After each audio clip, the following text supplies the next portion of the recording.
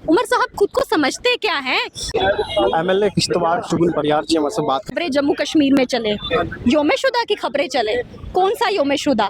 जो लोग कश्मीरी पंडितों के हथियारे हैं, उनकी खबर चलाने को कह रहे हैं उमर साहब। उमर साहब चीफ मिनिस्टर हैं, उनको अपने बिहेवियर जो है वो मेंटेन करना आना चाहिए। हमेशा दंगे भड़का के, बाजारों को जलवा के ये जो लोग नेतागिरी करते आए हैं, ये वो चलने नहीं देंगे हम लोग। जिस तरीके से नायब तहसीलदार पे जो है उर्दू का मसले रखा गया है, तो आप क्या कहना चाहते हैं कि उर्दू से क्यों आप लोगों को नफरत? हमें उर्दू से किसी भी तरह की कोई नफरत नहीं हो। उर्दू हमारी भाषा है, लेकिन हमारी 5 ऑफिशियल लैंग्वेजेस हैं, तो पांचों को क्यों नहीं इंपॉर्टेंस दी जा रही है? उमर साहब जानते हैं, जब कॉन्स्टिट्यूशन में 5 ऑफिशियल लैंग्वेजेस डिक्लेयर कर दी हैं, तो उमर साहब कॉन्स्टिट्यूशन को भी नहीं मानते। वो एक आम लोगों का, एक आम बेटे का, आम नौजवान के दर्द को नहीं समझ पा रहे, तो वो हमारी भाषा क्या समझेंगे?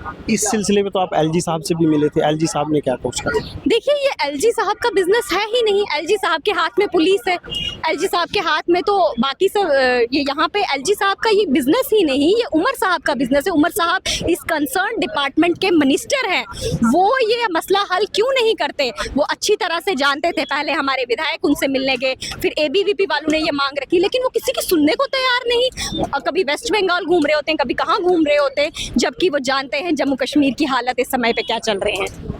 शुक्रिया मुझसे बात करने के लिए। ये एमएलए किश्तवाड़ शुगुन परियार जी थे, जब हमने इनसे बात की तो क्या कुछ इन्होंने कहा। इसी के साथ आप लोग हमेशा जुड़े रहे और देखते रहिए केएनएस में आपके साथ सनाउल्लाह ज़रगर जम्मू।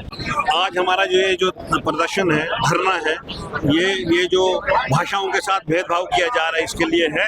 इनने जो नायब तहसीलदारों की 75 पोस्टें जो निकाली है और उसमें सिर्फ उर्दू नहीं रखा है, उर्दू कंपलसरी रखा है, उसको मटा। हम कहते हैं कि हर भाषा जो कंपलसरी होनी चाहिए, इसलिए हमने आज धरना रखा है।